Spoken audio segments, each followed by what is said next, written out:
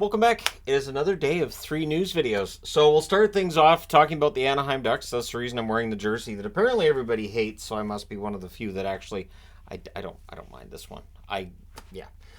Anyway, and I do think sometimes that it's disliked because people want the Mighty Ducks jersey back. But that's a whole other discussion for a whole other time. Or you can let me know in the comment section below what you think. But Jamie Drysdale back at practice today for the Anaheim Ducks. That's great news. However, not so great news is Leo Carlsson getting hurt at practice, and he couldn't put weight on his right skate as he was helped off the ice. So Leo Carlsson, a huge part of this rebuild for the Anaheim Ducks. They do not want to see him getting hurt, as if there's a team that wants to see a player get hurt. But at any rate, you know that they're not going to want to see him down for any time with injury, but they're also going to be abundantly cautious with him if he is dealing with an injury from here. So I haven't seen any updates on that, just that he was helped off during practice. So apparently there's an extension coming in for Ryan Hartman. It's a 3-year extension, roughly in the $4 million range, according to Elliot Friedman. Looking at cap friendly, that leaves them with roughly $12 million in cap space next summer, and it means that Foligno, Hartman, they're going to cost them a combined $8 million, and that's a whole other discussion for another time. But Bill Guerin doing his best to keep this team together, keep this team afloat, and make sure that they're staying in contention for the playoffs every year, and clearly values the veterans and wants to make sure that there's no distractions this season. So it does take that distraction out of the way. You won't be worried about guys leaving as rentals at the deadline. And it does really tell the team that he's committed to keeping things together, and we'll see how things go for Guerin's team this season. Jonathan Huberdeau, in an interview with Frank Saravalli, basically saying he didn't have fun last year. He didn't feel like he was himself, and so he's looking forward to having a bounce-back season this year. And again, it comes down to that question of Sutter as coach, and now Sutter's out, so with Huska behind the bench, that should make a positive impact on Huberdeau, and it may very well increase their chances of keeping Hanifin and Lindholm as well. I have never been defeatist when it comes to the Flames and the Jets over the summer. I am not going to start now. So, yeah, we'll see how things go for Huberdeau. He should, at the very least, bounce back into, I would say, at minimum, the 70-point range. Anything less than the 70-point range will be seen as a huge disaster. Not that 70 points would be seen as a resounding success, but be better than the 55 points he had last season. LA, with the move that their fans seem to find kind of confusing on social media.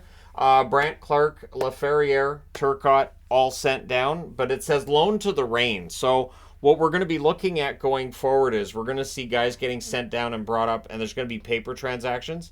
There's going to be times where a team will send a player down, bring a player up in order to maximize their cap space on a day-to-day basis. And so don't be surprised when you start seeing guys get sent down. Laferriere played really well last night. There's no reason for him to get sent down that I can see. And Brandt Clark, sure, he had a couple of penalties, but he's a young defenseman. There's a lot of potential there. I think come opening night, they're back on the roster. I'd be very surprised if they're not, unless if they're looking at a situation where they don't have to waive those two players, it's better to send them down, continue the battles for roster spots, and then early in the season they get called up, right? Ville Heinola getting hurt, and this is at a bad time for Heinola. He's been trying to make the Jets roster for quite some time. And so he's likely out a minimum of 12 weeks. It is a fractured ankle, and so he's out for about the next 3 months. For the Jets, this hurts. A Jets roster that's trying to get back to full health. Now they're going to be without Heinola for about the next 3 months. And again, for him, it feels like this could be really, really bad timing. He has been struggling to find that regular spot in the lineup. This may have been the year where he got that. And over the next 12 weeks, he's going to have to hope that there's still going to be an opening for him when those 12 weeks are done, or however long it takes for him to come back.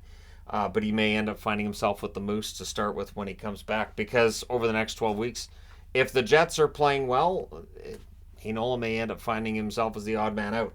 But we shall see. Carolina signed a lot of guys to professional tryouts, and released basically everybody today.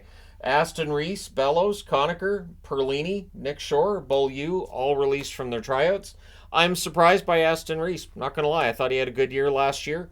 I'd be kind of surprised if he doesn't have some sort of a job in the NHL before this season is done, because he did. He played well last season, but we'll see what happens with him.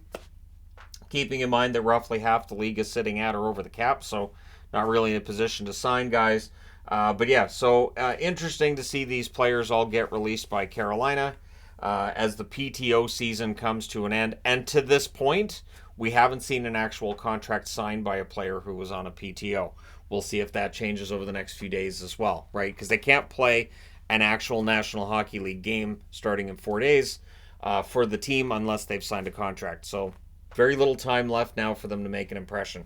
Let me know your thoughts in the comment section below as always. Don't forget to hit like and subscribe if you're browsing your way through. You just happened upon this video.